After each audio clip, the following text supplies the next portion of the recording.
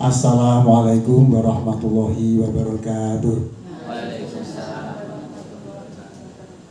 Yang saya hormati Bapak Ibu peserta diseminasi budaya positif dari calon guru penggerak sekolah kita, Bapak Rahmat Hidayanto MPD, yang semuanya mudah-mudahan dirahmati Allah.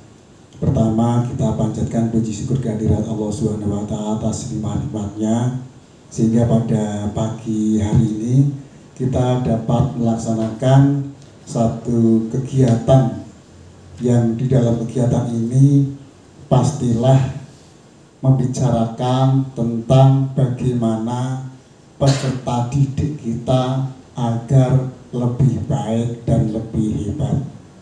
Sholawat dan salam kita sanjungkan kepada baginda Nabi Agung Muhammad Sallallahu Alaihi Wasallam. Bapak Ibu yang saya hormati, dalam kegiatan ini monggo kita ikuti dengan sebaik-baiknya, dan nanti hasilnya nyuwun tulung mohon kepada Bapak Ibu semua untuk bisa diterapkan di kelas masing-masing Bapak Ibu.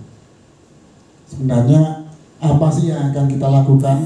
Nanti yang akan lebih menjelaskan dari Pak Rahmat selaku calon guru penggerak. Namun dalam pengantar saya pada kali ini, saya sampaikan budaya positif itu apa. Kalau melihat dari struktur katanya, ada dua kata. Yang pertama adalah budaya.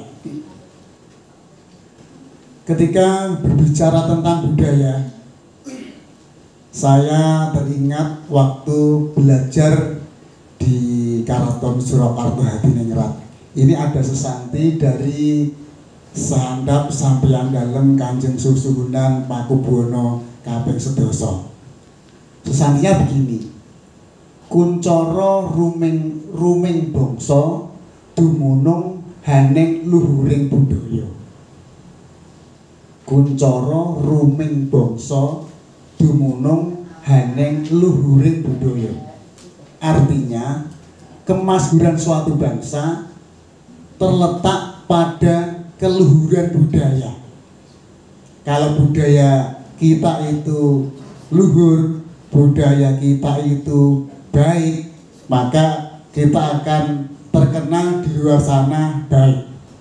Kalau budaya kita kurang baik, terkenal di luar sana juga menjadi kurang baik. Sementara ini tidak sedikit budaya-budaya yang kurang baik di kita, di negeri bangsa kita, terbaca di negeri luar. Contohnya begini, pernah ada satu cerita bahwa di satu halte bis di Australia, di sela-sela halte bis tersebut terdapat bungkus permen yang diselipkan di kursi halte. Setelah itu terdapat petugas yang menemukan bungkus permen di kursi halte tersebut. Kemudian di sana ada kesimpulan bahwa di sekitar sini pasti ada orang Indonesia. Mengapa? Karena tidak membudayakan membuang sampah pada tempatnya. Karena katanya kalau orang-orang sana itu membuang sampah, kalau belum menemukan tempat sampah, maka sampah itu dikantongi atau dimasukkan ke dalam tas. Nanti setelah menemukan tempat sampah, baru dimasukkan ke tempat sampah. Itu salah satu contoh kecil yang sangat menggelitik. Maka budaya itu yang kemudian menjadi label luhurnya sebuah bangsa. Maka dari itu, dalam kesempatan kali ini kita akan menciptakan budaya di sekolah kita, yaitu dengan budaya yang positif. Budaya merupakan cara hidup yang berkembang dan dimiliki oleh seseorang atau sekelompok orang yang diwariskan dari generasi ke generasi namun tidak turun-temurun. Ini budaya. Ini yang pengertian yang saya ambil dari Wikipedia. Nah, dalam budaya tersebut kalau mengacu kepada definisi dari bahasa Jawa, budaya merupakan uwoh pangolahing budi lahir lan batine. Jadi sebuah budaya itu merupakan produk dari upaya lahir hingga batin.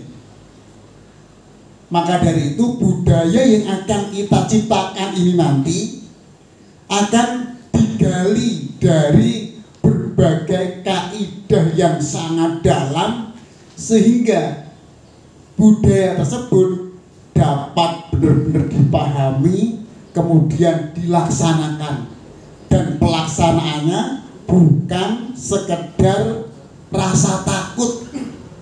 Misalnya contoh hanya yang masih melanjutkan contoh yang depan, membuang sampah pada tempatnya itu benar-benar paham apa makna buang sampah tersebut, baik ditinjau dari ilmu agama, baik ditinjau dari ilmu kesehatan, baik dari ditinjau dari ilmu estetika, dan masih banyak ilmu yang lain yang dapat dijadikan sebagai landasan untuk bagaimana membudayakan membuang sampah pada tempatnya. Bukan karena wah ini ada Pak Guru, saya buang sampah pada tempatnya, nanti ketika tidak ada Bapak Ibu Guru membuang sampahnya sudah kembali ke asal semula, buangnya sembarangan. Itu belum menjadi budaya. Nah, untuk mencapai budaya tersebut nanti dari Pak Rahmat akan menyampaikan tahapan-tahapannya. Sedangkan yang kedua ada kata positif. Positif mungkin ini ada istilah berbeda antara positif yang kita inginkan dengan positif ditinjau dari ilmu kedokteran misalnya. Wah, gimana Pak? Wah, positif nih. Nah, pengertian positif di situ bisa jadi negatif menurut kita. Misalnya, gerah-gerah nopo? Wah, ini positif DB, misalnya seperti itu. Itu berarti sesuatu yang tidak kita inginkan. Namun di sini positif merupakan keadaan jiwa seseorang yang dipertahankan melalui usaha-usaha yang sadar. Bila sesuatu terjadi pada dirinya supaya tidak membelokkan fokus mental seorang pada hal yang negatif. Ini nanti yang lebih menjelaskan Pak Rahmat dalam presentasinya, bagaimana tahapan-tahapannya, bagaimana nanti segitiga restitusi, bagaimana nanti kemudian setelah itu kemudian menjadi keyakinan kelas, yang itu nanti kalau sudah menjadi keyakinan kelas akan diyakini bersama, dan semua warga kelas tersebut akan berupaya mewujudkan keyakinan kelas yang telah disepakati bersama. Kalau nanti sudah mempunyai keyakinan kelas, Bapak Ibu Guru ini tinggal mudah saja ibaratnya, bagaimana ini kok terlaksana, yang ini kok tidak terlaksana, kenapa tidak terlaksana, lalu bagaimana upaya kalian agar yang sudah kita bentuk suatu keyakinan kelas tersebut itu dapat terlaksana bagaimana. Maka dari itu nanti monggo dimunculkan budaya-budaya apa saja yang positif yang akan dikembangkan di kelas Bapak Ibu masing-masing, yang akan dikembangkan di sekolah kita ini, agar SMP Negeri 1 Miri menjadi semakin ke hari, semakin ke depan, semakin maju, semakin baik. Dengan demikian insya Allah kalau sekolah kita sudah semakin hebat, sekolah SMP Negeri 1 Miri ini merupakan sekolah pilihan nomor satu bagi masyarakat Miri dan sekitarnya. Semoga sukses untuk kita semua. Selamat mengikuti diseminasi budaya positif. Semoga menghasilkan sesuatu yang baik, yang positif untuk kita. Pak Rahmat, kami persilakan untuk kegiatan ini dengan sebaik-baiknya, bukan sekedar untuk mendapatkan satu video biar nanti memenuhi persyaratan CGP, tetapi harapan saya ini dapat menjadi suatu insight bagi kita semua Bapak Ibu guru tentang apa sih budaya positif, apa sih disiplin positif, apa sih keyakinan kelas, dan segala sesuatu yang berada di dalam budaya positif. Saya kira itu, kurang lebihnya mohon maaf. Akhir kalam, wassalamualaikum warahmatullahi wabarakatuh.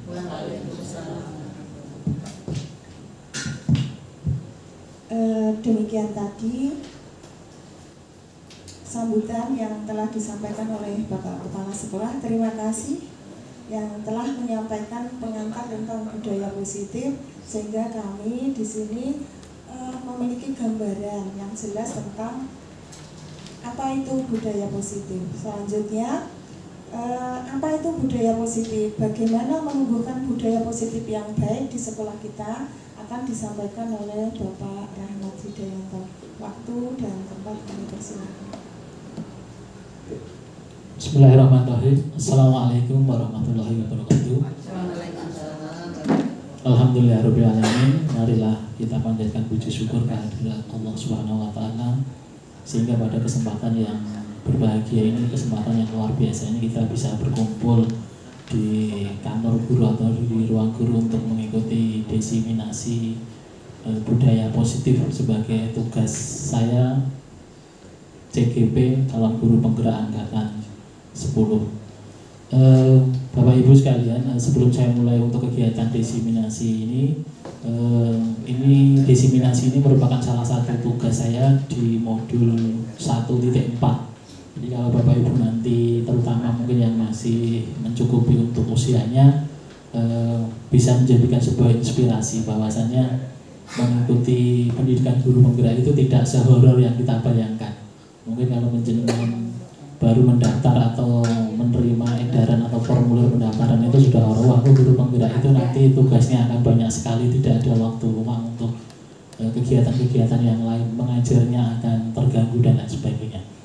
Ternyata setelah saya masuk di pendidikan guru penggerak di modul pertama ini sekitar 2 bulan ini, alhamdulillah berjalan dengan baik, dan saya juga bisa membagi waktu. Jadi ketika mengajar ya mengajar, sehingga kalau ada kegiatan-kegiatan lain dilaksanakan setelah jam mengajar.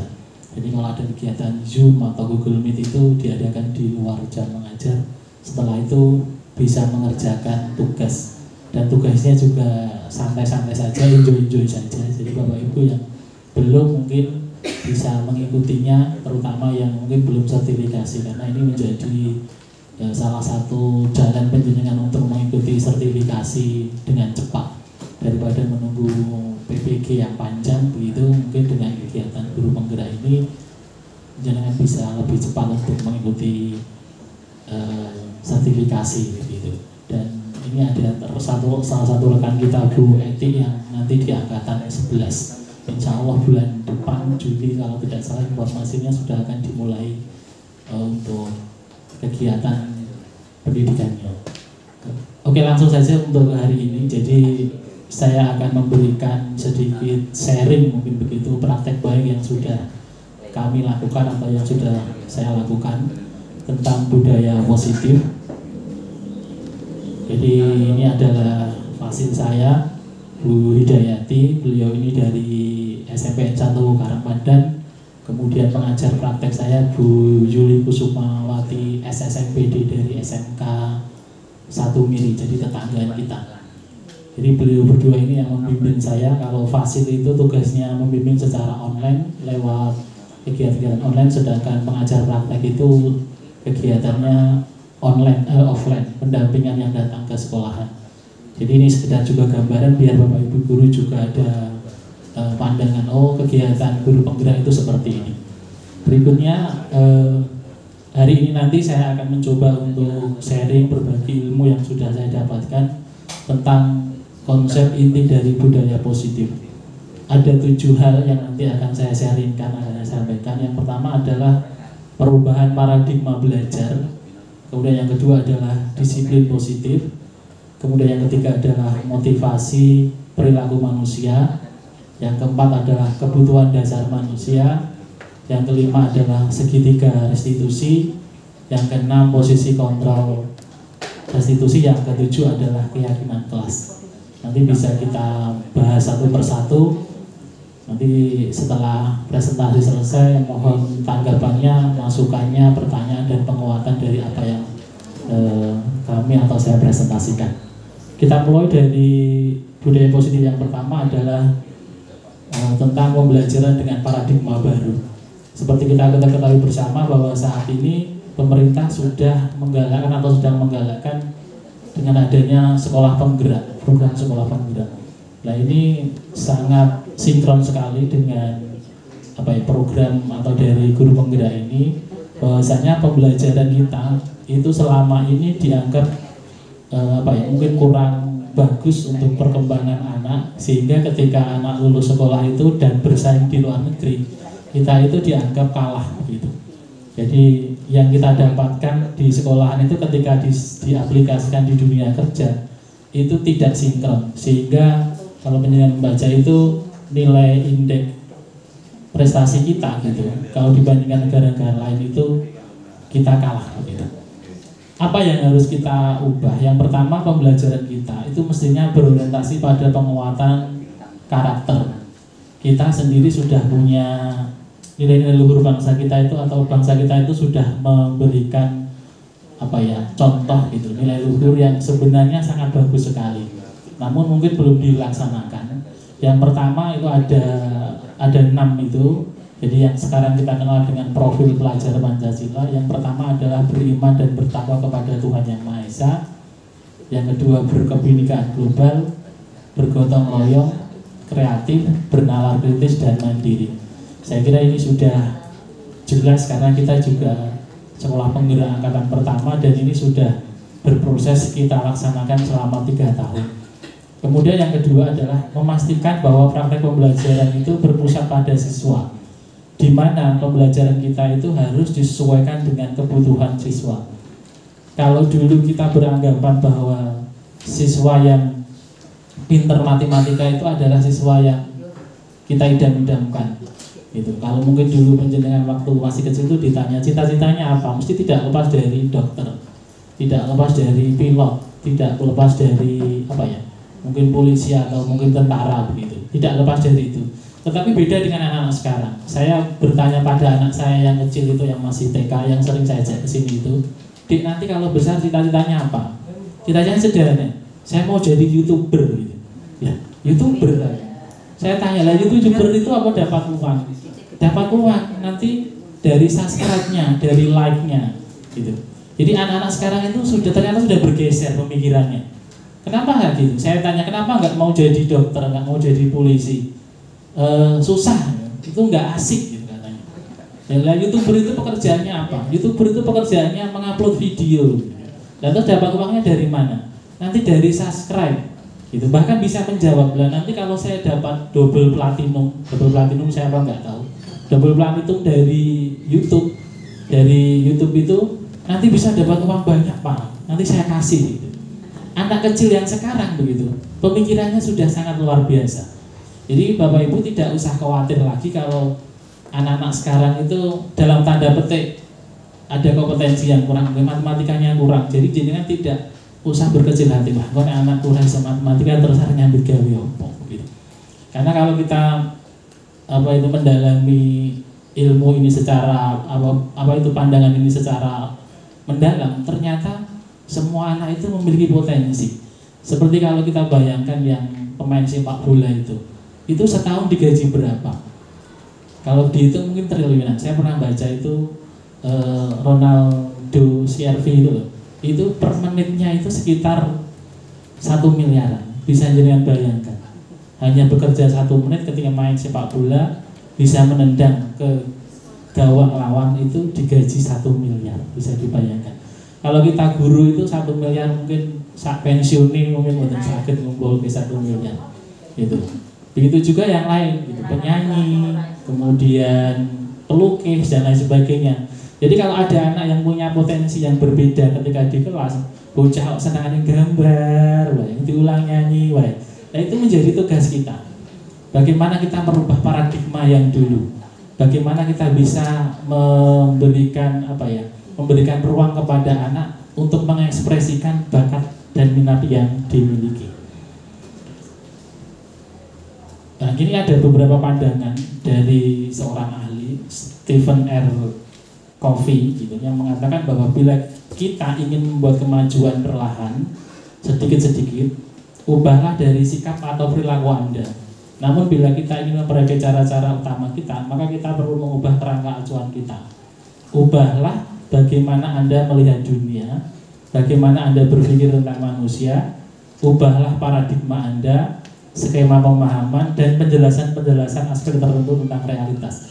Intinya apa? Intinya seperti yang saya sampaikan tadi, bahwa kita sebagai guru itu tidak boleh hanya berhenti pada satu titik. Kalau menganggap dulu kita mengajar ini alumninya ternyata juga sudah ada yang jadi dokter, sudah ada yang jadi polisi, maka pembelajaran yang saya lakukan selama ini sudah benar. Nah, ini kita harus berpikir ulang bahwasanya paradigma sekarang di dunia pendidikan itu sudah berubah, kebutuhan dunia itu juga sudah berubah, maka kita perlu untuk menyesuaikannya. Nah, berikutnya ini, ketika kita akan melakukan perubahan, ini ada yang namanya teori stimulus respon dan teori kontrol. Mungkin bisa penjenengan lihat bahwasanya dulu kita menganggap bahwa kebutuhan kita itu sama. Itu kebutuhan kita itu sama. Setiap anak, setiap orang itu punya kebutuhan yang sama. Ternyata realitasnya bahwa kebutuhan kita itu berbeda-beda. Kemudian yang kedua, semua orang itu melihat yang sama. Kemudian di teori kontrol, setiap orang memiliki gambaran yang berbeda. Berikutnya, kita mencoba mengubah orang agar berpandangan sama dengan kita. Jadi dulu kita menganggap bocah ini seperti yang saya contohkan tadi, bocah itu kudu pintar matematika.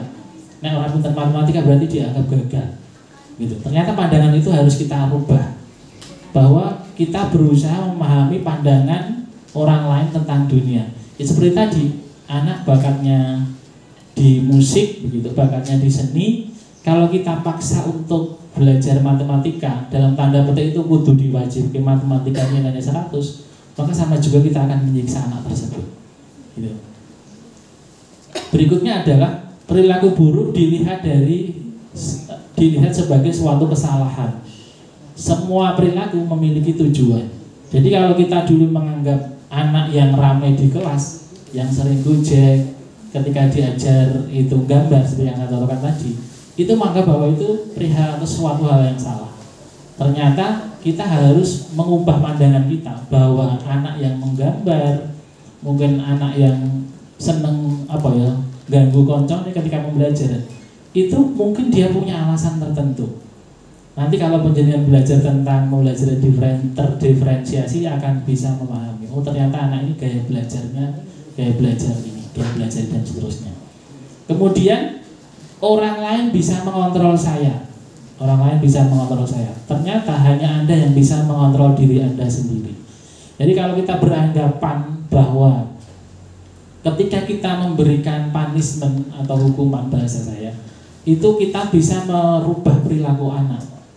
Ternyata pandangan itu salah. Berubah atau tidaknya itu tergantung pada diri anak itu sendiri.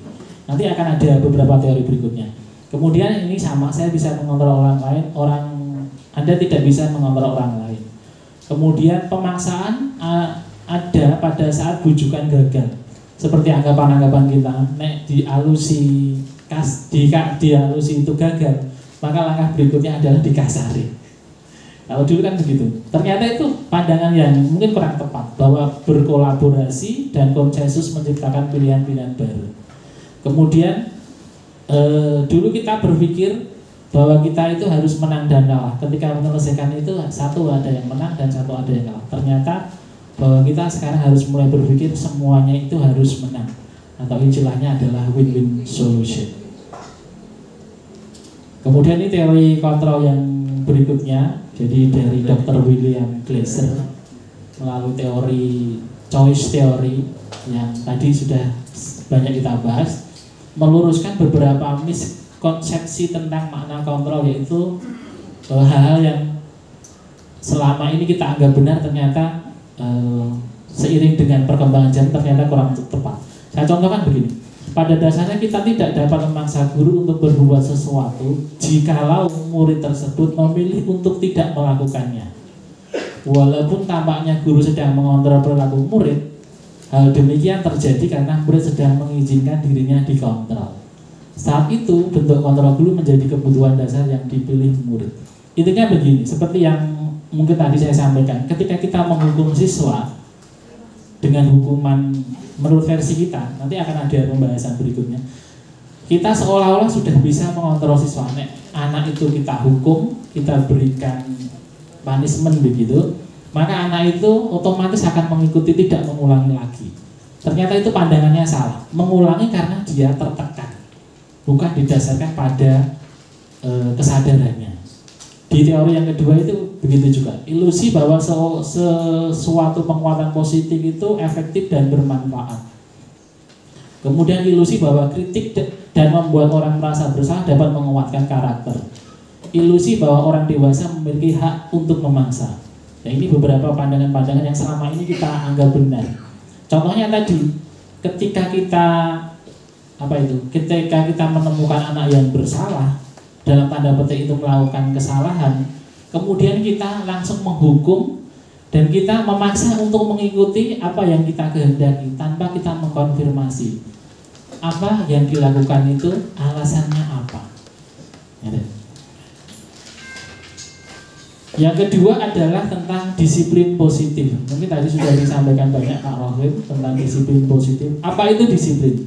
Sebelum kita lanjutkan, menurut penjenengan itu apa kira-kira disiplin? Disiplin itu kira-kira apa? Disiplin itu adalah ya taat aturan. Kita menganggap selama ini orang disiplin itu orang yang taat aturan. Pada hakikatnya disiplin itu tidak seperti itu. Disiplin itu akan membuat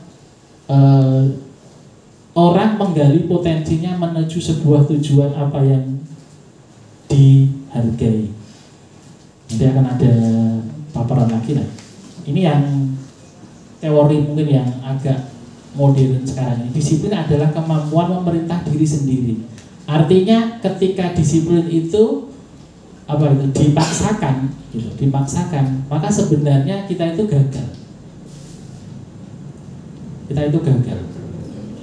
Karena disiplin itu adalah memerintah diri sendiri. Disiplin itu mestinya datang dari dirinya sendiri, dari siswa atau dari anak itu sendiri, dalam mengontrol dan menguasai diri untuk memilih tindakan yang mengacu pada nilai-nilai yang kita hargai dengan penuh tanggung jawab tanpa ada perintah orang lain. Nah, intinya ini, tanpa ada perintah orang lain.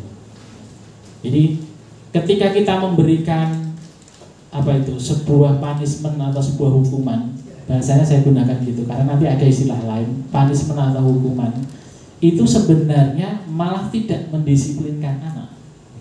Tidak mendisiplinkan anak. Karena secara tidak langsung itu hanya kita menghukum anak, menganggap bahwa anak itu bersalah, tanpa kita menelusuri dulu apa itu tujuannya. Ketika dia berbuat salah itu maksudnya apa? Nah, ini yang saya sebutkan tadi. Jadi istilah hukuman ada baiknya kita ganti, kita anggap yang namanya dengan konsekuensi. Konsekuensi dan hukuman itu sama atau beda Bapak Ibu? Nah, kira-kira bedanya apa? Coba kita lihat satu persatu. Hukuman itu bersifat tidak terencana atau tiba-tiba. Sedangkan konsekuensi sudah terencana atau sudah disepakati. Jadi kalau kita menghukum anak, seolah-olah itu dari diri kita gitu. Hukumannya itu berasal dari diri kita. Jadi anak terlambat ya push up, gitu. Terlambat ya menyapu, terlambat ya apa dan lain sebagainya. Padahal jenis itu hukumannya itu belum kita komunikasikan sebelumnya. Berbeda dengan konsekuensi. Konsekuensi itu apa? Sudah terencana atau sudah disepakati. Nanti di akhir presentasi saya itu ada yang namanya keyakinan kelas. Nanti akan ada apa itu? Bagaimana kita membuat kesepakatan kelas, bagaimana kita membuat keyakinan kelas. Kemudian yang kedua, murid tidak tahu apa yang akan terjadi dan tidak dilibatkan. Jadi ketika menghukum tadi, anak terlambat push up, gitu. Dia nggak tahu bahwa terlambat itu akan dihukum push up, itu tidak tahu. Berbeda kalau dengan keyakinan atau dengan konsekuensi, ketika dia terlambat dia sudah tahu, oh saya terlambat, maka konsekuensinya ini. Saya tidak mengerjakan PR, maka konsekuensinya ini. Kemudian yang ketiga, hukuman bersifat satu arah dari pihak guru yang memberikan. Kemudian kalau konsekuensi dibuat oleh pihak guru, sekolah, dan murid sudah mengetahui sebelumnya. Seperti yang saya sampaikan tadi, ketika anak melakukan pelanggaran, kesalahan, secara langsung dia sudah tahu. Nanti akan saya simulasikan di di restitusi, nanti akan ada. Berikutnya yang ketiga adalah motivasi perilaku manusia. Mengapa manusia atau siswa itu melakukan sebuah perilaku, baik itu perilaku yang baik atau perilaku yang menyimpang. Nah, itu ada beberapa alasan. Tapi sebelumnya akan kita bahas tentang teori perilaku manusia, bahwasanya semua manusia ketika melakukan perilaku itu akan ada alasannya. Yang pertama adalah untuk menghindari ketidaknyamanan atau hukuman. Apa yang akan terjadi apabila saya tidak melakukannya. Jadi ini sifatnya motivasi eksternal. Yang kedua, untuk mendapatkan imbalan dari orang lain. Apa yang akan saya dapatkan apabila saya melakukannya? Ya ini juga motivasi eksternal. Jadi yang kedua ini mungkin agak sedikit, kemarin ketika saya diskusi ketika elaborasi pemahaman dengan instruktur nasional itu saya sempat kaget. Kita kan punya pandangan kalau kita memberikan hadiah pada seseorang, pada murid, siapa nanti yang dapat nilai 100 saya kasih nilai 100.000. Mungkin pandangan kita itu anak akan termotivasi. Ternyata setelah saya mengikuti pendidikan guru penggerak, ketika ada elaborasi pemahaman, ternyata itu dianggap salah. Kenapa salah? Karena secara tidak langsung kita mendoktrin anak melakukan kebaikan itu berorientasi pada imbalan. Gitu. Jadi gimana, kemarin saya juga sempat tanya, bagaimana itu kita bisa membudayakan budaya positif tanpa kita memberikan imbalan? Ya melalui proses yang panjang tentu saja. Jadi ketika anak gagal itu ya biarkan saja anak gagal. Justru kita harus menyadarkan kegagalannya itu, bahwa kalau kalian itu gagal, maka konsekuensinya apa? Kalau kamu berhasil, konsekuensinya apa? Nah, dengan begitu diyakini, itu akan menimbulkan kesadaran diri pada anak. Itu. Kemudian yang ketiga, untuk menghargai diri sendiri. Jadi kalau ini motivasinya motivasi internal. Nah, ini yang menjadi fokus kita. Bagaimana kita membangun motivasi internal baik pada diri kita sendiri dan baik juga pada siswa. Jadi seperti kita ketika datang ke sekolah Bapak Ibu semuanya, andai kata mungkin ya termasuk saya mungkin, tidak ada absen sakti, ngono kira-kira apakah kita akan datang ke sekolahan sebelum jam 7 dan pulang setelah jam 2? Mungkin juga kita akan berpikir, wah pembelajaran kira-kira rampungnya jam 12, ya kita bisa untuk kegiatan lain gitu. Tetapi ketika ada absen sakti, wah kalau pulang sekarang nanti kita dianggap tidak tertib dan tidak bagus. Nah, sebenarnya pandangan itu salah, pandangan salah. Justru absen sakti itu harus membantu kita, begitu, membantu kita berbudaya positif, harus menimbulkan kesadaran pada diri kita sendiri bahwa tujuan absen sakti itu hanya sekedar mengingatkan. Tujuannya apa? Agar apa yang kita lakukan itu justru akan tercermin, akan terwujud menjadi citra kita. Istilahnya bahasa sekarang itu akan membranding, gitu, membranding seseorang. Oh, si bapak ini atau si ibu ini datangnya pagi, pulangnya sesuai dengan jam. Bahkan ketika sudah lebih dari jam 2 masih di sini. begitu. Jadi itu tujuannya membranding diri kita sendiri, sehingga kalau branding itu terwujud, maka dia akan menjadi orang yang dalam tanda petik itu orang yang berdisiplin diri. Ya, berikutnya adalah kebutuhan dasar manusia. Gitu. Ada 5 hal terkait dengan kebutuhan dasar manusia. Yang pertama adalah kebutuhan bertahan hidup, yang kedua adalah kebutuhan kasih sayang, penguasaan, kesenangan, dan kebebasan. Coba kita bahas satu persatu. Yang pertama adalah kebutuhan bertahan hidup. Apa itu kebutuhan bertahan hidup? Kebutuhan bertahan hidup atau survival adalah kebutuhan yang bersifat fisiologis. Untuk bertahan hidup misalnya kesehatan, rumah, dan makanan. Jadi kebutuhan bertahan hidup ini kebutuhan dasar kita. Naik dulu kebutuhan pokok kalau di bidang di IPS itu. Jadi sehat itu menjadi kebutuhan dasar, rumah itu menjadi kebutuhan dasar, dan makanan itu menjadi kebutuhan dasar. Jadi ketika seseorang ada yang mohon maaf mungkin berbuat kejahatan gitu, karena dia tidak bisa makan dalam tanda petik kemudian dia mencuri, maka secara teori ini itu dibenarkan, karena kalau dia tidak makan kan mestinya mati gitu. Masa dia akan membiarkan dirinya untuk diam saja ketika dia bekerja mungkin itu tidak mendapatkan uang dan sebagainya. Walaupun itu salah, tetapi secara teori mendasar bahwa yang dilakukan itu masih bersifat manusiawi. Yang kedua adalah kebutuhan untuk diterima. Diterima itu apa? Kebutuhan untuk disayangi dan diterima, meliputi kebutuhan akan hubungan, koneksi sosial, kebutuhan untuk memberi dan menerima kasih sayang, menjadi bagian dari sebuah kelompok. Jadi kalau ada anak atau ada orang yang sebenarnya itu sering caper gitu, sering mencari perhatian, sering itu mungkin dia ingin diakui, keberadaannya ingin diakui, agar orang itu bisa melihat dia, agar orang sekelilingnya itu bisa menerima dia, sehingga dia diakui keberadaannya. Berikutnya adalah kebutuhan tentang pengakuan atau kemampuan. Bahwa seperti kita ketahui bersama, pasti semua orang itu ingin diakui kemampuannya, keterampilannya. Seperti yang saya katakan tadi, pada dasarnya orang itu punya keterampilan, punya kelebihan masing-masing. Maka wajib bagi kita untuk bisa menghargai apa yang dimiliki, apa yang dipunyai itu kita hargai.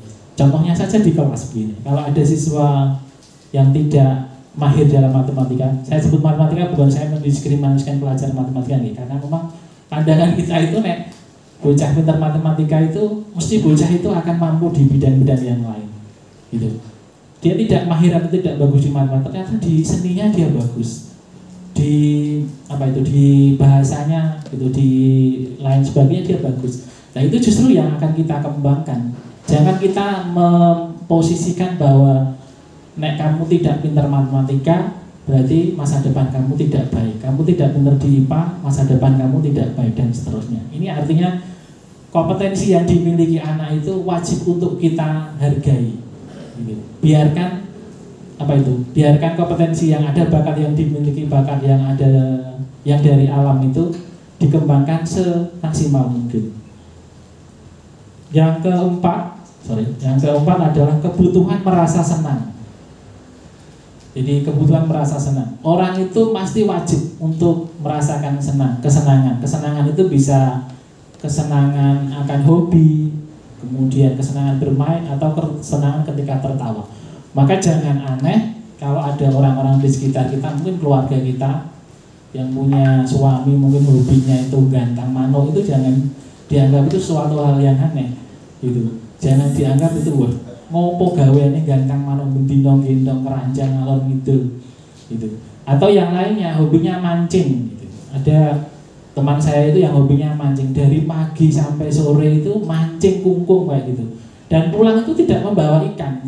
Kalau kita logika itu kan aneh. Lah opo nggo esuk teko sore lah kok nggowo duit 50.000 nggo tuku entuk 2 kilo potol 3 kilo selesai. Itu kan pandangan kita karena kita nggak senang. Tapi bagi yang melakukannya, mungkin mancing itu sebagai luapan dari kesenangan dia. Ketika dia memancing itu mungkin ada aura-aura negatif yang bisa hilang. Yang biasanya suntuk, kokean pikiran, mikir ke utang, mikir ke setoran. Ketika mancing itu sejenak akan hilang. gitu. Begitu juga yang hobinya menyanyi gitu. Kalau ada orang yang menyanyi, wah nanti kok nyekel mic, anggur naik mic mesti nyanyi dan sebagainya. Bagi saya yang tidak suka menyanyi ya aneh gitu. Ngomongin seneng aneh nyanyi ya kayak suaranya api-api ya. Tapi mungkin bagi yang melakukannya, dia akan merasa senang gitu. Akan gitu sejenak untuk bisa apa ya, mungkin menghilangkan kepenatannya, mikir gawean rana entah ketika dia menyanyi itu gaweannya terlupakan, pekerjaannya yang rumah terlupakan dan sebagainya. Itu. Berikutnya adalah yang kelima, kebutuhan akan pilihan. Jadi kebutuhan untuk bebas atau kemandirian gitu. Jadi ketika orang memiliki pilihan yang berbeda dengan kita, seperti tadi hobi itu, jangan kita anggap itu sesuatu hal yang aneh. Selama itu masih hal yang positif loh Bapak Ibu. Dan hobinya itu atau kebiasaannya itu tidak positif, ya itu berarti melanggar, tidak normal. Kalau mancing, mungkin gantang, nyanyi itu saya kira masih normal-normal saja. Tapi mungkin kalau hobinya apa yang negatif itu apa contohnya? Kenapa Bu? Ya mencuri atau ya nyileh orang ngembung sing duwe nek mencuri bahasanya guys. Ya gitu. Jadi itu kebiasaan yang buruk gitu. Atau biasanya ngusili koncone, ndelekke barang temannya, tidak bermaksud untuk memiliki, tapi hanya berusaha untuk apa ya istilahnya, gojeki apa ganggu dan lain sebagainya. Maka itu dianggap sesuatu hal yang tidak baik. Tapi kalau mau penjenengan telusuri, mesti dia ada alasan-alasan tertentu. Nah ini segitiga. Kemudian berikutnya adalah segitiga restitusi. Apa itu segitiga restitusi? Mungkin Bapak Ibu guru asing gitu, atau mungkin sudah, karena beberapa kali yang mengikuti apa itu istilahnya komite pembelajar di program pendidikan sekolah penggerak itu, mungkin sudah banyak diajarkan tentang segitiga restitusi. Segitiga restitusi itu apa? Segitiga restitusi yang pertama adalah proses menciptakan kondisi bagi murid untuk memperbaiki kesalahan mereka sehingga mereka bisa kembali pada kelompok mereka dengan karakter yang lebih kuat. Yang kedua, restitusi juga proses kolaboratif. Ya ini menjadi titik temunya nih, titik poinnya, titik penekanan adalah kolaboratif, yang mengajarkan murid untuk mencari solusi untuk masalah dan membantu murid berpikir tentang orang seperti apa yang mereka inginkan dan bagaimana mereka harus mempertahankan orang lain. Melalui restitusi, ketika murid berbuat salah, guru akan menanggapi dengan cara yang memungkinkan murid untuk membuat evaluasi internal. Jadi ketika kita melakukan proses restitusi itu, kita tidak menghakimi anak. Gitu. Jadi di sini ditekankan pada evaluasi internal dan mendapatkan kembali harga dirinya. Poin terakhir adalah restitusi menguntungkan korban, tetapi juga menguntungkan orang yang telah berbuat salah. Seperti yang saya ungkapkan tadi, ini adalah win-win solution. Ketika kita melakukan restitusi, itu tidak ada pihak yang dipersalahkan. Ini tahapannya ada 3 tahapan. Yang pertama adalah menstabilkan identitas. Kemudian yang kedua adalah memvalidasi tindakan yang salah. Yang ketiga adalah menanyakan keyakinan. Nanti akan kita praktekkan. Ya. Menstabilkan identitas itu apa? Yang pertama tujuannya mengubah identitas anak dari orang yang gagal karena melakukan kesalahan menjadi orang yang sukses. Kemudian yang kedua, membantu anak untuk tenang dan kembali ke suasana hati, di mana proses belajar dan penyelesaian masalah kita lakukan. Kalimat yang mungkin kita lakukan mungkin bisa ini menjadi pelajaran bagi kita ketika kita melakukan restitusi yang pertama. Berbuat salah itu tidak apa-apa. Tidak ada manusia yang sempurna. Saya juga pernah melakukan kesalahan seperti itu. Kamu berhak merasa begitu. Apakah kamu sedang menjadi teman yang baik buat diri kamu sendiri. Ini contoh-contoh kalimat yang bisa kita pakai, kita gunakan ketika kita melakukan restitusi. Yang pertama, menstabilkan diri. Yang kedua adalah memvalidasi tindakan yang salah. Apa yang dilakukan? Guru harus memahami kebutuhan dasar murid. Yang kedua, guru minta murid untuk menyampaikan alasan melanggar peraturan. Seperti yang saya sampaikan tadi, pada dasarnya ada 5 kebutuhan dasar tadi. Jadi tidak mungkin anak melakukan sesuatu itu tanpa sebuah alasan. Pasti ada alasannya. Nah, kalimat yang bisa kita pakai adalah, padahal kamu bisa melakukan yang lebih buruk dari ini. Kamu pasti punya alasan mengapa melakukan ini. Kamu patut bangga pada dirimu sendiri karena kamu telah melindungi sesuatu yang penting bagimu. Atau menggunakan kalimat, kamu boleh mempertahankan sikap ini, tetapi kamu harus menambahkan sikap yang baru. Ini hanya sekedar kalimat referensi saja Bapak Ibu. Mungkin penjenengan nanti bisa membuat kalimat yang lebih sederhana ketika melakukan proses restitusi. Kemudian yang ketiga adalah menanyakan keyakinan. Jadi hal yang terakhir, menanyakan keyakinan. Ini hal yang menjadi puncak, menjadi tujuan utama dari restitusi. Penting untuk menanyakan keyakinan ke anak, kehidupan seperti apa nantinya yang mereka inginkan. Kemudian yang kedua, guru mencari tahu gambaran yang jelas tentang orang seperti apa yang diinginkan. Kalimatnya bisa kita gunakan itu. Apa yang kita percaya sebagai kelas atau sebagai keluarga. Nilai-nilai umum apa yang telah disepakati. Apa bayangan kita tentang kelas yang ideal.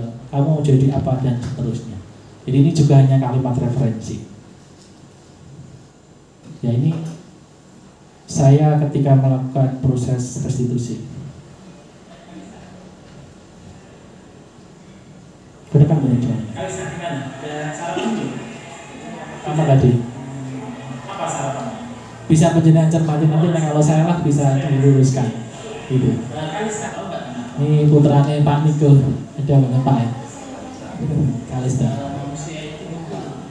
Jadi ceritanya ini Kalista saya simulasikan sebagai anak yang tidak mengumpulkan tugas. Dia tidak mengumpulkan tugas, kemudian saya melakukan tahapan restitusi.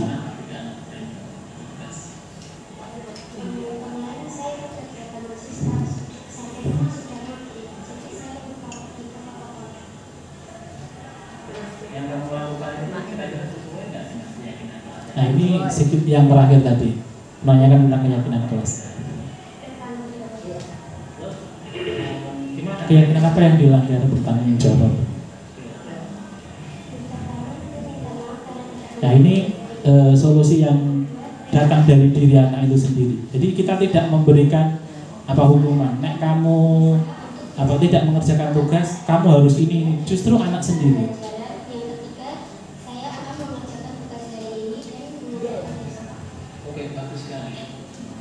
Nah, itu dari anak sendiri. Solusinya itu didapatkan dari anak.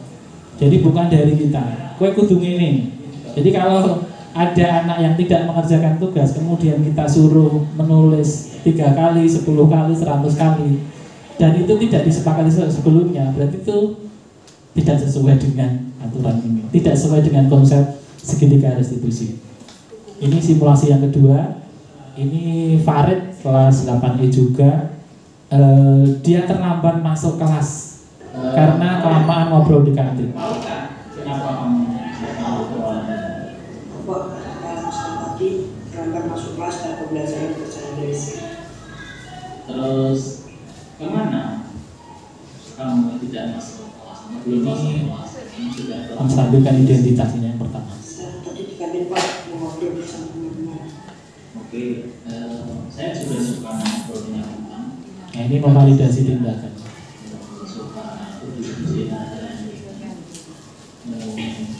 Tetapi kamu tidak boleh merupakan waktu, tidak boleh merupakan waktu istilah.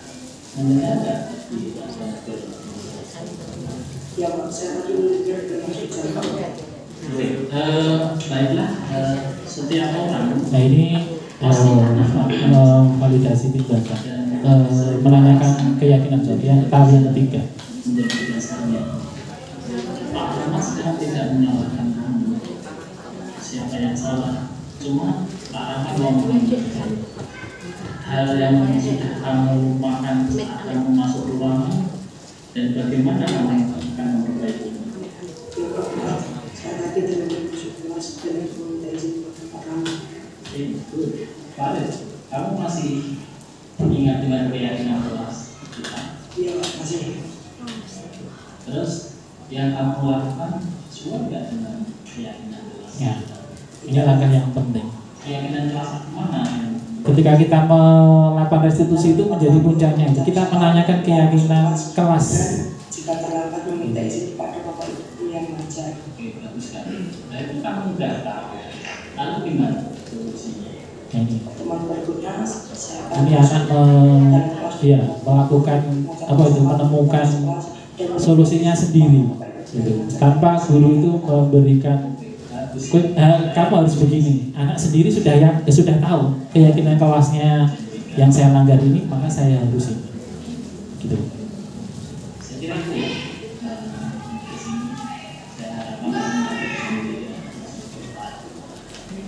Ya. Terima kasih. Berikutnya setelah keyakinan kelas ini masih ada 2 lagi. Bapak Ibu mohon bersabar. Ini posisi kontrol. Jadi ada 5 posisi kontrol. Yang pertama adalah penghukum, pembuat rasa bersalah, teman, pemantau, dan manajer. Kita langsung saja ke video. Ini contoh ketika posisi kita sebagai penghukum. Coba penjelasan bersama semua bisa menjadi referensi bagi kita bersama. Ini ada anak yang terlambat.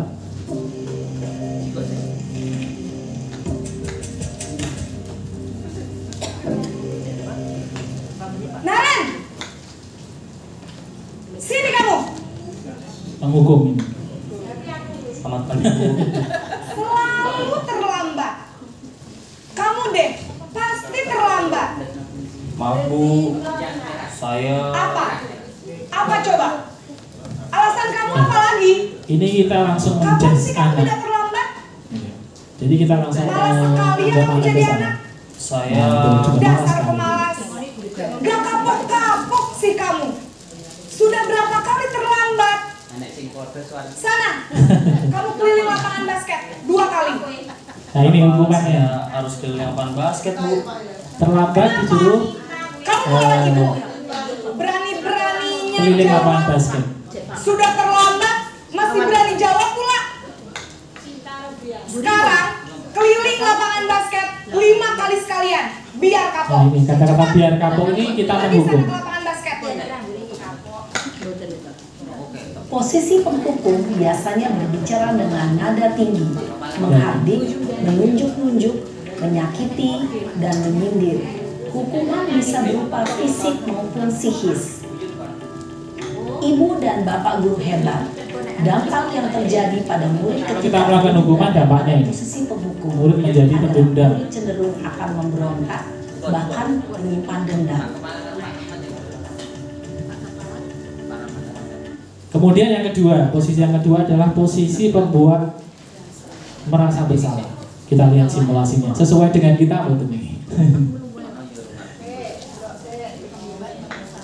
Ya, sesuai dengan kita. Bismillah.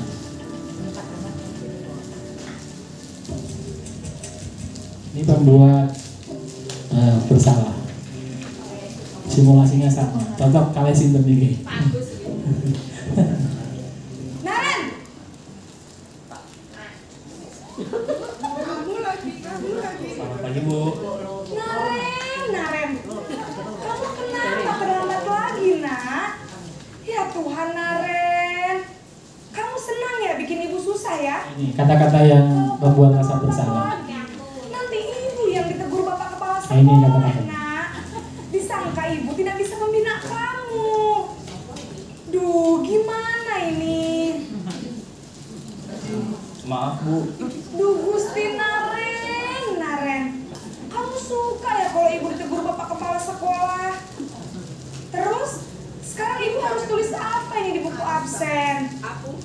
Ini kamu sudah sering terlambat loh. Ibu harus apa coba? Maaf Bu. Maaf sekali. Ya sudah, lain kali jangan bikin ibu susah lagi ya nak ya. Ibu tidak akan kuat lagi kalau kamu begini terus. Ini kata-katanya Bisa juga. jantungan kalau ibu tegur bapak kepala sekolah. Sana cepat kelas. Maaf ya Bu. Maaf sekali. Posisi pembuat rasa bersalah berbicara dengan nada tenang, cenderung lembut.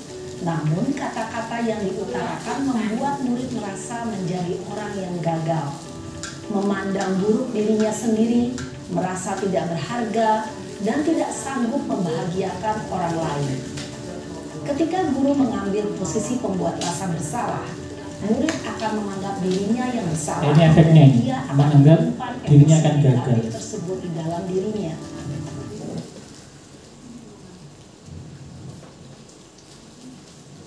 Berikutnya adalah posisi sebagai teman.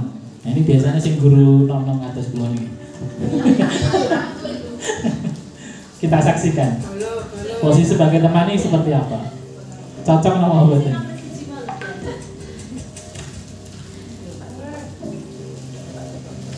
Naren, Pagi Bu. Sebagai teman. wah, sudah jam berapa ini nak? Terlambat lagi ya saya. Nah ini kata-katanya. Iya Bu, habis ibu saya lupa bangunkan saya Bu. Kamu malah menyalahkan ibu kamu. Kamu bukannya anak yang larinya paling kencang. Kok terlambat sih? Iya Bu, saya memang terlambat bangun tadi. Jadi biarpun saya lari kencang, tetap gak kekejar Bu. Ya sudah sana. Nanti lain kali Nah ini larinya lebih kata-kata kencang yang lagi ya. sebagai teman. Biar gak terlambat lagi. Bikin seneng ibu demi ibu. Bisa kan? Bisa lah Bu. Ya sudah sana masuk kelas. Ibu beresin urusan absen kamu. Ini juga. Kamu ini ada. Jadi seolah-olah kita itu secara tidak langsung melindungi, gitu, melindungi anak tersebut. Dalam posisi teman, guru berbicara dengan nada suara ramah, akrab, cenderung bersenda gurau untuk menjaga suasana tetap santai. Murid akan merasa senang, aman, dan akrab dengan guru. Identitas yang tercipta adalah identitas sukses atau berhasil. Namun, perlu diingat, karena ini masih dorongan eksternal. Sifatnya masih dorongan eksternal, jadi belum menyadarkan siswa itu sendiri. Di sini guru absennya, sehingga di lain waktu murid bisa berperilaku baik, namun hanya kepada orang-orang tertentu saja.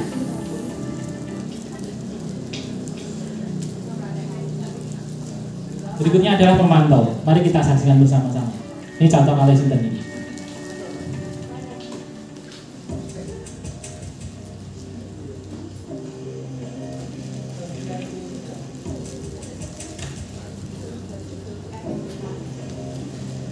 Naren,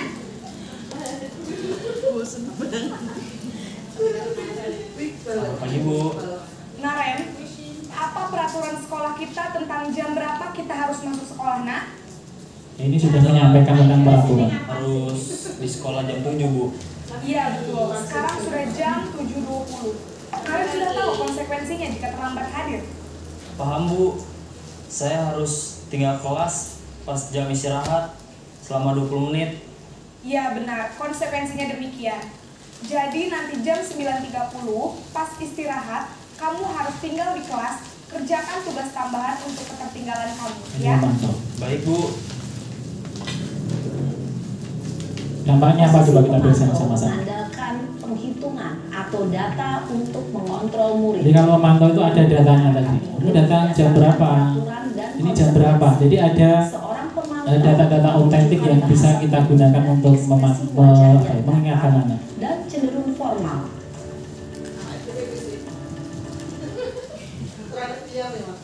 Berikutnya ini yang menjadi apa ya? Yang menjadi dalam. Nah, ini posisi manajer. Ini yang paling disarankan. Moga-moga kita bisa menjadi ini manajer ini. Coba diambil saja.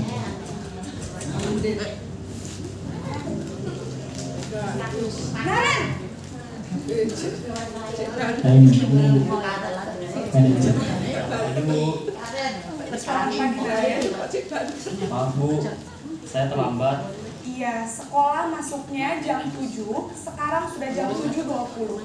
Jadi sekarang bagaimana ini Naren? Nah, ini kita menanyakan Saya lupa alasannya apa. Ini menjadi hal yang krusial yang penting. Keyakinan sekolah yang Nah, mana? kemudian keyakinan kelas yang dilanggar apa? Menghargai diri sendiri Nah, ini. dan orang lain mungkin ya Bu. Setuju. Jadi, apakah Naren meyakini prinsip saling menghormati tersebut? Iya Bu, saya meyakininya. Apakah Naren bersedia memperbaiki masalah keterlambatan ini? Bersedia Bu. Bagaimana kamu akan perbaiki masalah keterlambatan ini?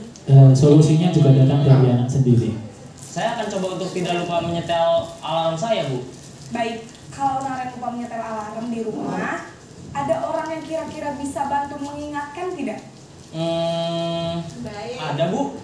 Kakak saya, Kak Emma. Ada lagi selain Kak Emma? Selain Kak Emma, ada ibu saya. Baik, jadi yang mengingatkan Naren adalah Kak Emma dan ibu kamu ya? Kira-kira akan mulai setel alarm kapan Ini Naren? juga, ini tindakan yang langsung bisa dikerjakan. Baik, jadi Naren akan setel alarm untuk bangun besok pagi dan akan diingatkan oleh kakak dan ibunda Naren ya. Ada lagi yang mungkin perlu dilakukan Naren agar tidak terlambat bangun lagi? Tidak ada, Bu. Baik Naren, terima kasih untuk kerjasama kamu. Sekarang kamu perlu kembali ke kelas untuk belajar. Baik, Bu. Terima kasih. Ini yang paling kita Posisi manajer adalah idamkan, yang paling kita paling dianjurkan buat kita ini. Murid memiliki sikap disiplin yang positif, yaitu murid yang mandiri, bertanggung jawab, dan dapat memecahkan masalah.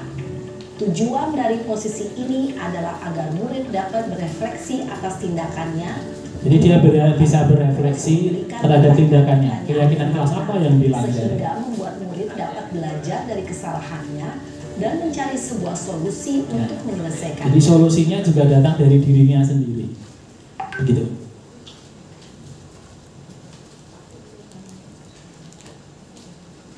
Ibu dan Ini kesimpulannya untuk 5 posisi setelah kontrol. mengamati adegan kelima. Saya lewati malam ya, karena masih ada 1 poin. Yang terakhir adalah keyakinan kelas. Jadi budaya positif yang terakhir adalah keyakinan kelas. Keyakinan kelas ini saya kira Bapak Ibu sudah menerapkan semuanya. Apa itu keyakinan? Keyakinan adalah nilai-nilai kebajikan universal yang disepakati secara tersirat dan tersurat, lepas dari latar belakang, suku, agama, bahasa maupun agama. Kemudian keyakinan kelas ini menekankan pada keyakinan seseorang akan lebih memotivasi dirinya dari dalam. Sedangkan peraturan, jadi peraturan itu apa? Peraturan adalah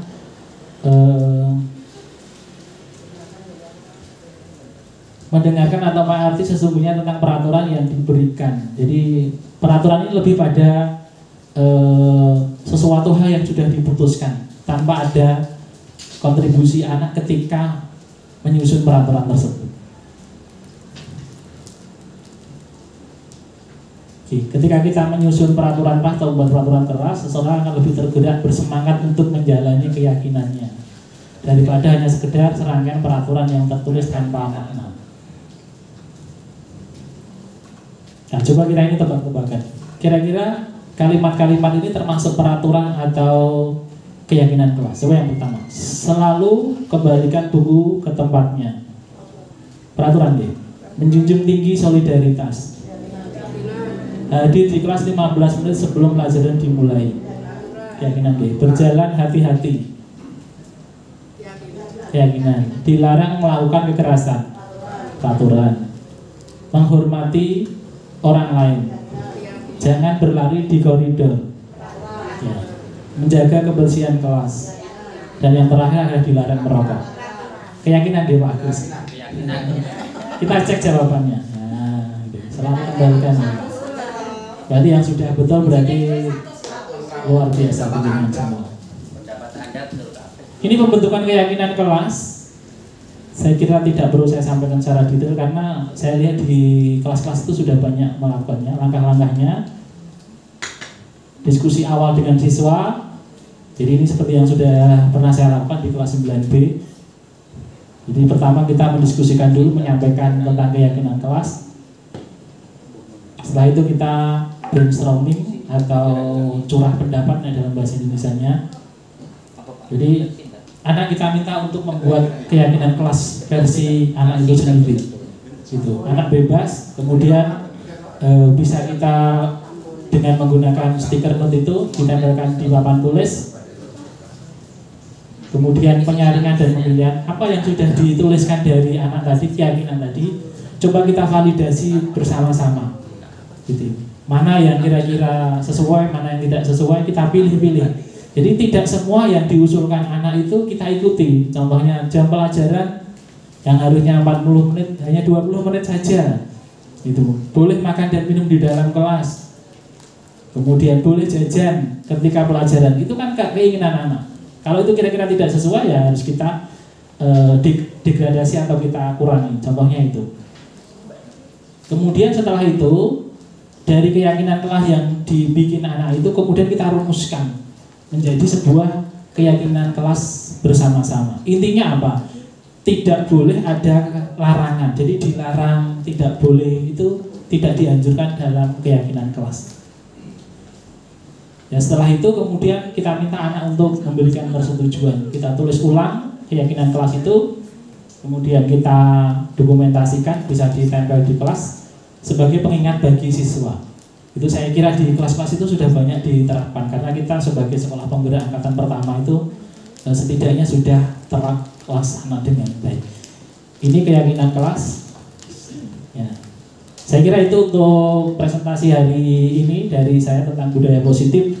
Sebelum saya tutup, ini saya ada mungkin gerakan ice breaking. Coba Bapak Ibu berdiri semua biar tidak jenuh. Hanya gampang, sederhana. Ini saya dapatkan ketika kemarin saya mengikuti fasilitasi MGMP bersama dengan Bu Rana. Ini judulnya tidak saya tampilkan di sana, tentang salam sehat. Gitu. Judulnya salam sehat. Nanti ada beberapa gerakan. Nanti kalau saya bilang aku, penjenengan tepuk dada ini. Aku. Kemudian sehat jasmani, nanti dua tangannya begini. Kemudian sehat rohani, kemudian sehat ekonomi, karena 13-annya baru cair. Dua-duanya boleh, dua tangannya. Ya. Bisa kita ujikan ya. Ya. Salam sehat. Aku sehat jasmani, sehat rohani, sehat ekonomi. Kemudian dijawab amin. Amin. Sekali lagi ya, biar mantap. Salam sehat. Aku sehat jasmani, sehat rohani, sehat ekonomi. Amin. Oke, silakan duduk. Terima kasih Bapak Ibu atas waktu dan kehadirannya hari ini. Mohon masukan, refleksi tentang kegiatan yang saya lakukan hari ini. Monggo masukan, pertanyaan bagi saya. Saya kira itu presentasi dari saya. Terima kasih. Assalamualaikum warahmatullahi wabarakatuh. Kita berikan tulis yang meriah. Bapak Ibu, kalau boleh saya garis bawahi bahwa budaya positif itu akan terwujud apabila masing-masing personal di sekolah ini memiliki disiplin positif. Yang dimaksud dengan disiplin positif adalah melakukan suatu nilai baik tanpa ada paksaan dari orang lain, karena kita meyakini betul kebenaran dari nilai tersebut.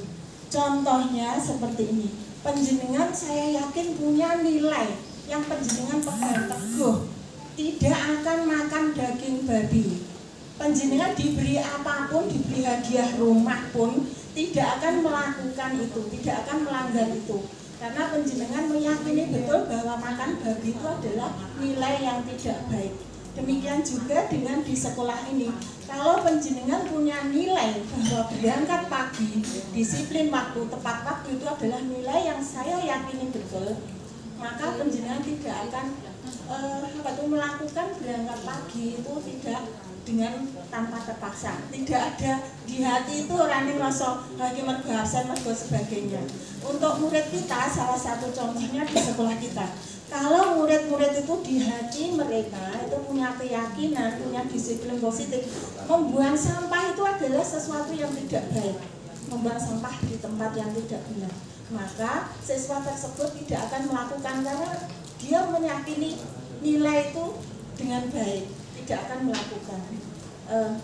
Bagaimana apabila kita di sekolah kita, siswa kita itu melakukan kesalahan, artinya melanggar disiplin positif, maka penjenengan harus tahu beberapa hal. Yang pertama adalah tahu alasan manusia tuh berbuat sesuatu. Jadi harus tahu kebutuhan dasarnya.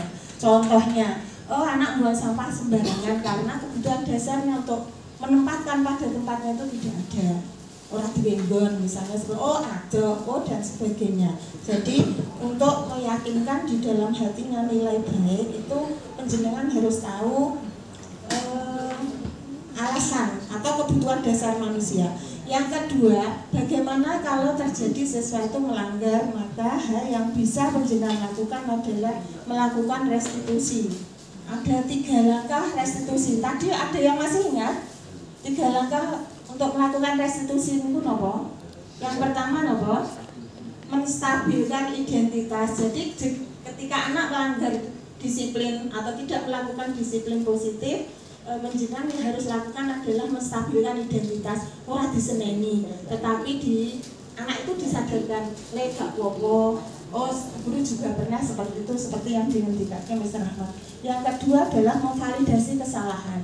Anak dengan kesadaran penuh mengakui bahwa yang saya lakukan tadi salah, terungkap dari mereka sendiri.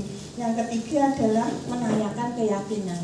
Jadi solusi masalah yang dilakukan itu berasal dari siswa sendiri. Terus penjenengan juga harus tahu posisi yang baik ketika menyelesaikan masalah kedisiplinan di sekolah kita. Tadi ada 5 posisi kontrol. Penjenengan nanti diharapkan memilih yang mana? Manajer. Yang ada 5 posisi kontrol tadi apa saja? Manajer. Sebagai penghukum, sebagai pembuat rasa bersalah, sebagai teman, sebagai pemantau, dan sebagai manajer. Penjenengan diharapkan sebagai manajer, di mana ketika jadi manajer, penjenengan tidak mendikte kudu ngene-ngene dan sebagainya, tetapi anak berdaya dengan dirinya sendiri, dengan potensi yang ada di dirinya.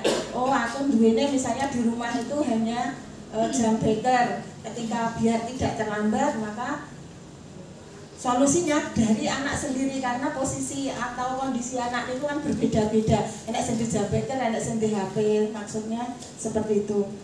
Saya rasa untuk hari ini banyak sekali hal baru yang kita dapatkan dari apa yang sudah dipresentasikan oleh Mr. Rahmat. Mungkin ada beberapa hal yang perlu penjenengan tanyakan ketika saya yakin masalah kedisiplinan di sekolah kita itu banyak dan penjenengan mengalami. Monggo di-sharingkan di sini agar sekolah kita menjadi kedepannya menjadi lebih baik dalam hal kedisiplinan. Waktunya berapa ini? 10 menit cukup untuk sesi tanya jawab. Monggo yang mau bertanya silakan. Monggo Pak Agus.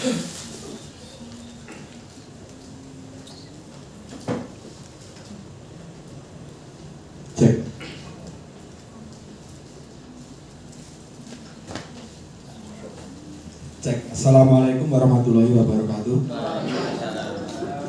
Terima kasih. Yang pertama-tama kaitannya dengan tanya jawab. Yang pertama-tama saya mengucapkan terima kasih sekali atas keilmuannya. Mudah-mudahan saya sebagai di sini wakil kesiswaan nanti bisa kita terapkan pada anak-anak kita.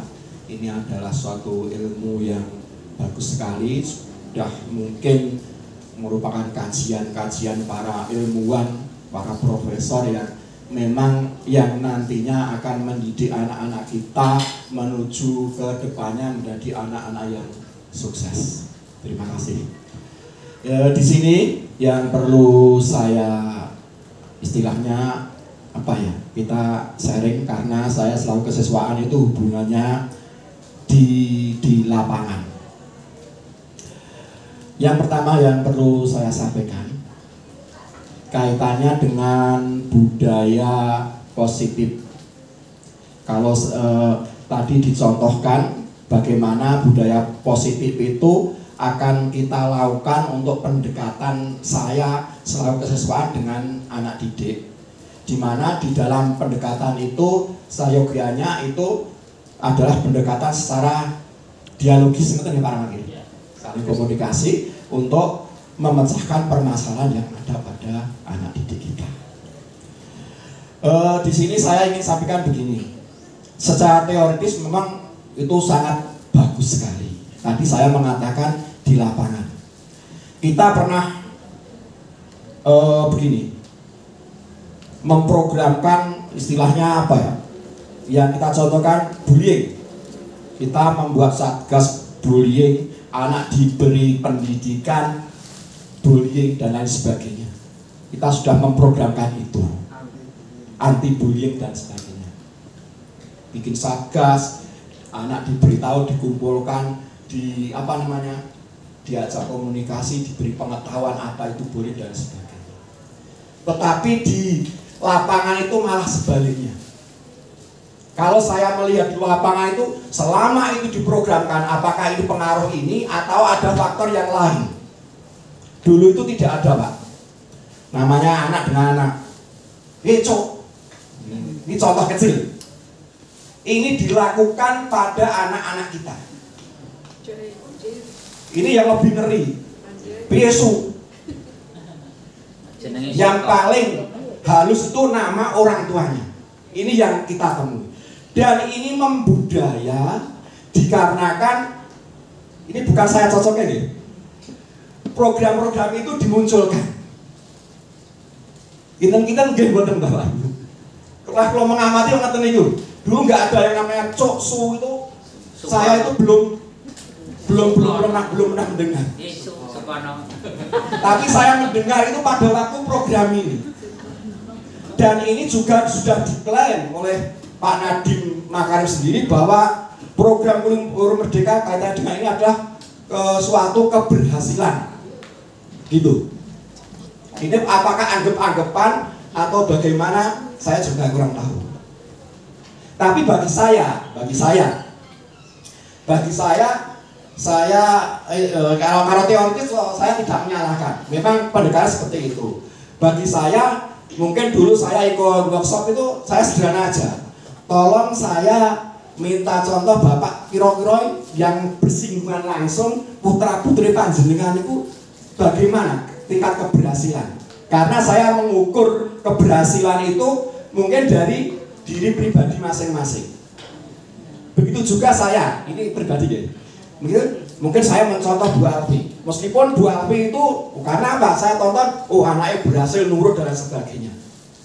Sehingga yang saya contoh itu adalah perilaku Bu Alfi, bagaimana cara mendidik anak tersebut.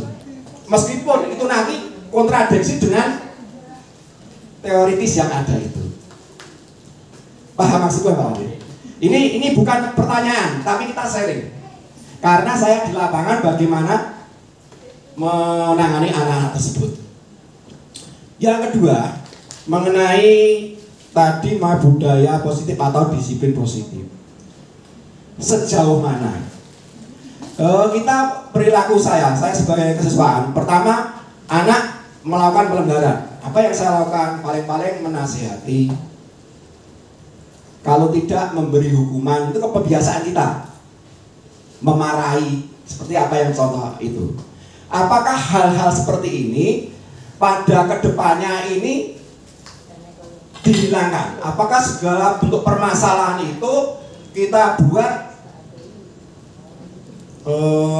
kita buat melalui pendekatan dialogis tersebut? Paham maksud itu Pak? Sejauh mana? Apakah ini harus dihilangkan? Apakah itu memang juga diperlukan mengenai hukuman, mengenai memarahi? Apakah itu sudah tidak diperbolehkan lagi? Sejauh mana itu bisa kita kolaborasikan atau apakah itu memang dihilangkan? Terima kasih, itu aja yang perlu saya sampaikan. Wassalamualaikum warahmatullahi wabarakatuh. Ini bagus. Yang kedua sekalian, Pak Joko. Yang kedua, ini saya pernah mendengarkan kalimat begini, Pak. Betul apa salah dari sisi yang dengan pelajari? Orang yang punya disiplin itu mirip-mirip dengan orang yang punya kelainan. Ini betul apa salah itu ya? Terus Ini contohnya begini, kita sebut saja nama ya. Saya pernah juga melihat atau mendengar orang yang autis itu misal autis ya, itu memang punya perasaan pusing kalau tidak sesuai dengan kebiasaan hariannya. Maka dari itu kalau kita perhatikan murid kita Saka itu kan selalu memanggil guru kalau kelasnya kosong. Karena apa? Dia merasa pusing jika suasananya tidak sesuai dengan hariannya itu. Nah, ini jadi disiplin apa kelainan kan gitu ya. Nah, ini maka ada pertanyaan disiplin apakah sama dengan apakah punya kelainan. Yang berikutnya apa beda antara disiplin dan tertib? Kemudian yang ketiganya, mungkin kelainan yang dimaksud itu dalam tanda petik orang disiplin itu orang kelainan. Maksudnya orang podo karo batire gitu, barangkali seperti itu. Sekian, monggo.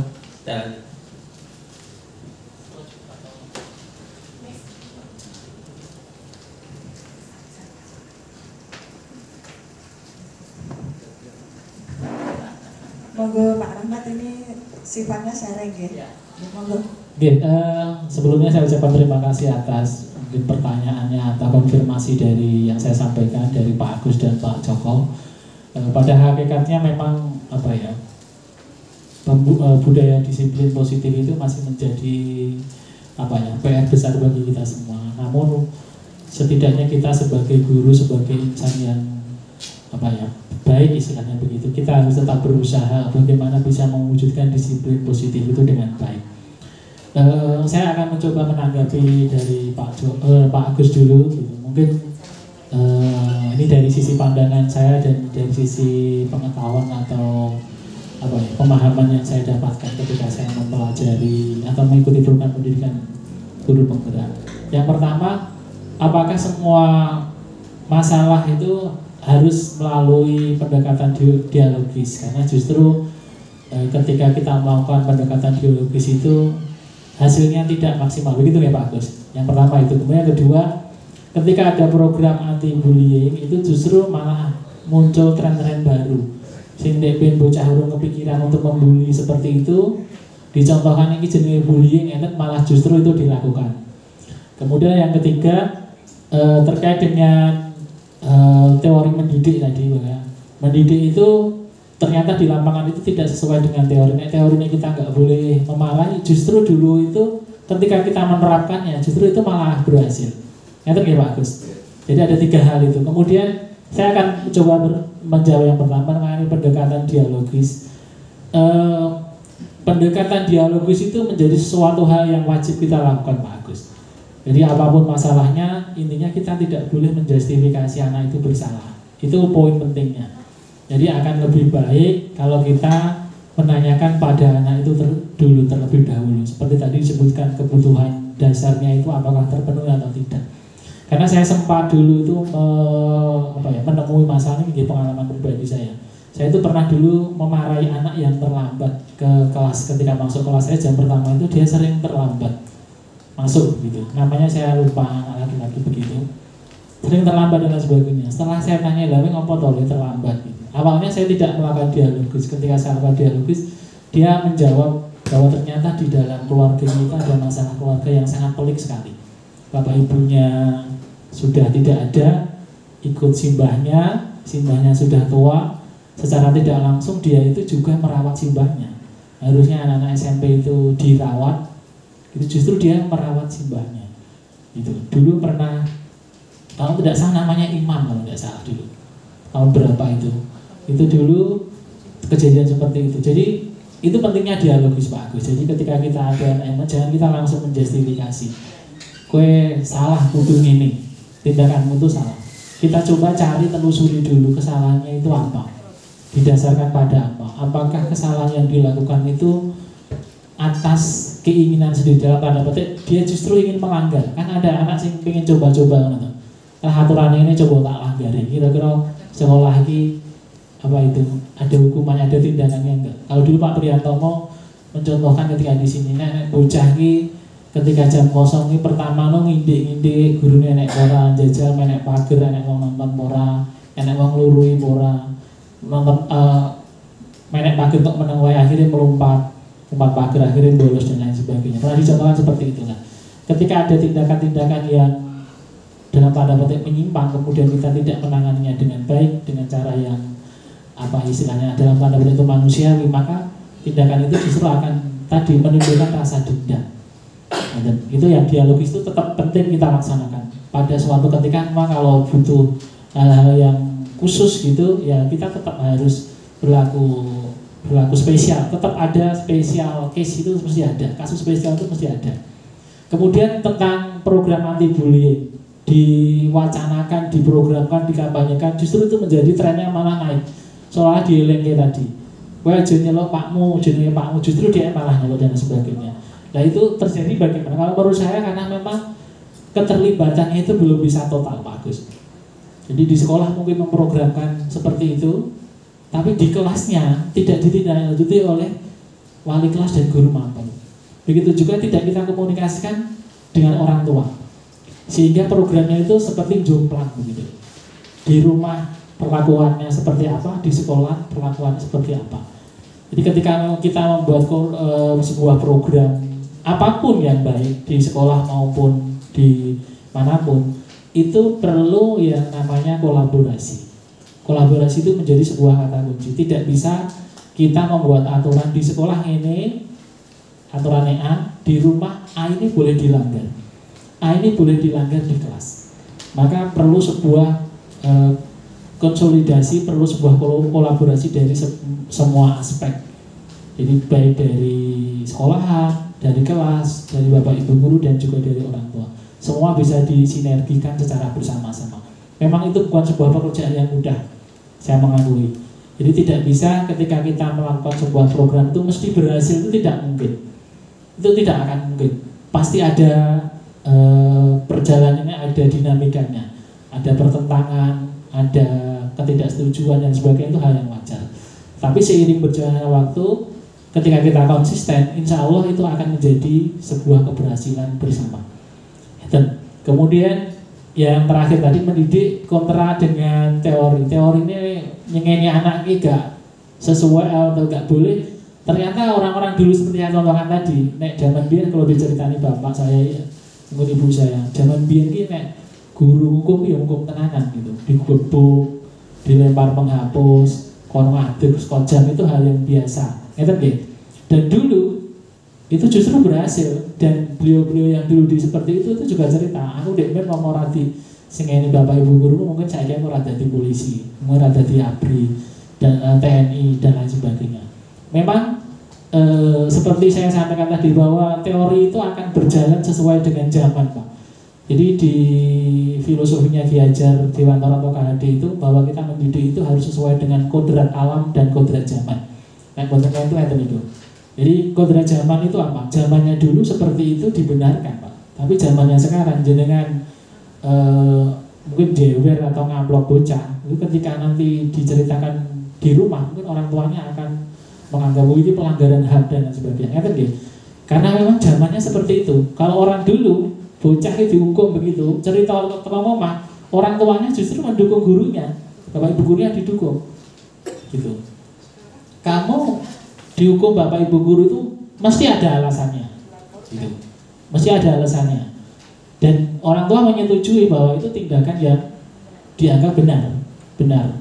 Nah, dia melakukan kesalahannya, kemudian dihukum dengan tindakan yang keras fisik mungkin itu benar, dianggap benar. Tapi seiring dengan perkembangan zaman kan orang itu mesti akan berkembang, Pak Agus. Teori itu mesti akan berkembang. Teori yang sekarang kita yakini kalau menghukum itu tidak boleh dengan kekerasan dan lain sebagainya, dengan dialog dan sebagainya, yang sekarang kita anggap mungkin 5 tahun atau 10 tahun yang akan datang itu juga mungkin akan dianggap kurang tepat lagi. Jadi intinya begitu. Jadi semuanya itu akan mengikuti perkembangan zaman. Jadi ketika mendidik itu mengikuti perkembangan, mengikuti kodrat alam dan kodrat zaman. Kalau kita kaitkan dengan apa itu ajaran Islam kan juga Rasulullah menjelaskan ya, Pak, bahwasanya kita ketika mendidik anak atau mendidik apapun itu harus mengikuti zamannya. Kalau dulu kita tidak boleh membawa HP, HP itu dilarang, nah zamannya sekarang itu HP. Justru kita harus bisa memanfaatkan HP itu digunakan untuk pembelajaran. Bagaimana HP itu dikurangi, anak itu fokusnya HP itu tidak untuk game, tidak untuk media sosial, tapi untuk pembelajaran. Mungkin berkaitan Pak Agus. Kemudian yang kedua terkait dengan Pak Joko tadi, disiplin tadi. Justru orang yang disiplin itu dianggap sebuah kelainan. Seperti dicontohkan tadi Saka ini apa itu di kelas tidak ada gurunya, begitu rame dia akan mencari bapak ibu gurunya ke kantor guru. Ini jame sopo kalau nggih pernah ngoten niku. Kuwi mulang ora iki dan lain sebagainya, bahasanya Saka seperti itu. Gimana nggih? Bukan itu sebuah kelainan, memang faktanya harusnya seperti itu. Harusnya seperti itu. Jadi kalau dianggap Saka itu disiplin menyimpang itu boten. Justru karena Saka itu dia memegang teguh disiplin. Ya, nilai positifnya dia pegang. Kalau saya menyimpulkan begini, ada seseorang yang dengan bahasamu yang sederhana, anak autis itu dia akan menerima satu doktrin. Ketika doktrin itu sudah masuk ke pikirannya, maka doktrin itu akan dipegang teguh. Gitu. Berbeda dengan kita yang dalam tanda petik mungkin lebih, kita akan punya pikiran lain. Contohnya Saka itu dengan dawuh le iki tulisan nomor ini tekan nomor ini, karena dia dalam tanda petik dengan keterbatasan yang dia punya, dia menerima doktrin itu dan dilaksanakan, tidak ada pikiran ya rasa tak tulis sarung ya di biji dan sebagainya, itu tidak. Itu saya menyimpulkan begitu. Lah harusnya memang manusia itu ngeten niku, Pak. Manusia itu seperti itu. Tapi dipikir boten bahwa manusia itu makhluk yang berpikir kan, Pak. Mesti akan ada sisi negatif. Seperti kita saja sebagai Bapak Ibu guru, jam kerja kita ini jam 7 sampai jam 2. Mesti ya ketika jam 0 lah tak tulis nang pasar sih. Tak tulis nang jemput sih. Itu mesti ada pikiran-pikiran itu. Nah, itu menjadi sebuah kewajiban kita bagaimana mengembalikan sesuatu hal yang tidak baik itu pada real yang terbaiknya sesuai dengan aturannya. Nah, kemudian apakah disiplin itu sama dengan tertib? Bisa dikatakan iya. Orang yang disiplin pasti tertib. Contohnya kalau sholat gitu, orang kalau sudah disiplin dalam bersolat mesti kehidupannya juga akan tertib. Sesuai dengan real dan sesuai dengan aturan yang sudah ada. Mengatakan jawaban dari saya, mungkin ada yang perlu dikonfirmasi atau teman-teman mau memberikan penguatan, monggo. Nggih, bagus. Terima kasih sekali atas jawaban dari Pak Ahmad. Yang pada intinya ini hanya tambahan saja bahwa penerapan budaya positif itu kan bukan semata-mata pada diri kita, ke anak-anak kita gitu. Tapi yang paling penting yang perlu kita kedepankan supaya ini nanti dapat terwujud dengan baik, yaitu pada diri kita sendiri. Bahkan yang lebih ke atasnya yaitu atas keluarga kita, mungkin yang ketiga baru ke anak-anak. Gitu. Nah, maksud saya apa? Ini janganlah sebagai hanyalah teoritis seperti apa yang saya katakan tadi, tetapi untuk keberhasilan ke semuanya, nah teori-teori ini tolong kok kita pahami bersama-sama Pak Ahmad.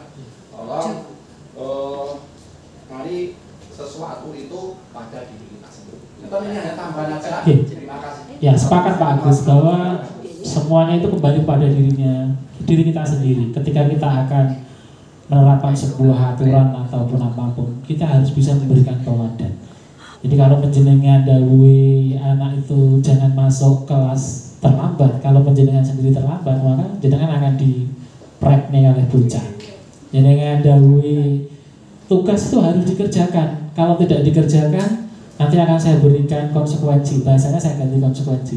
Tetapi ketika siswa sudah mengerjakan tugas, tidak jenengan koreksi, tidak jenengan berikan nilai, dan tidak jenengan apresiasi dengan baik, maka anak itu juga akan berpikir alah wong ngumpul tugas nyatanya seprono ini orang tahu itu, oke, gitu, orang tahu dibeji, kalau ngumpul LKS ya mau ditanda tangani kalau bikin tanggal, dah orang yang tulisan benar salah ini berapa, nah itu menjadi masukan kita bersama. Pada intinya bahwa semua itu kita perlu berproses Bapak Ibu, tidak ada manusia itu yang sempurna. Manusia yang sempurna itu adalah manusia yang belajar dari kesalahan. Jadi manusia yang salah itu ada pepatah Langkah gagal itu biasa, terus berusaha itu adalah yang luar biasa. Mengantar penutup dari saya, terima kasih. Saya kembalikan ke moderator. Assalamualaikum warahmatullahi wabarakatuh. Terima kasih kepada Mr. Ahmad yang sudah memberikan banyak pencerahan pada hari ini, terutama pada hal budaya positif. Bahwa budaya positif itu harus dimulai dari diri kita sendiri, meyakini dengan teguh, meyakini bahwa sesuatu nilai yang sudah kita sepakati bersama itu harus kita lakukan. Jadi tidak hanya sholat saja, aku nak sholat berarti aku dosa, berarti aku kudu sholat. Tetapi dalam hal pekerjaan, dalam hal pembelajaran di kelas, kita juga punya nilai yang harus kita yakini dengan betul, yakini sehingga kita memegang teguh. Aku nek orang ini berarti seperti itu ya. Sebelum saya akhiri kegiatan di hari ini, saya ada satu pantun yang baru saja saya buat latihan, jadi jangan ditertawakan ya. Nanti diberi cakep-cakep seperti itu. Ikan teri, ikan sepat. Cakep. Ikan sepat selalu melompat-lompat. Cakep. Meski langkah kecil yang kita buat, tetaplah semangat untuk jadikan Penim hebat. Kurang lebihnya dari saya mohon dimaafkan. Kita akhiri kegiatan hari ini dengan bacaan hamdalah bersama. Alhamdulillahirabbil alamin. Assalamualaikum warahmatullahi wabarakatuh.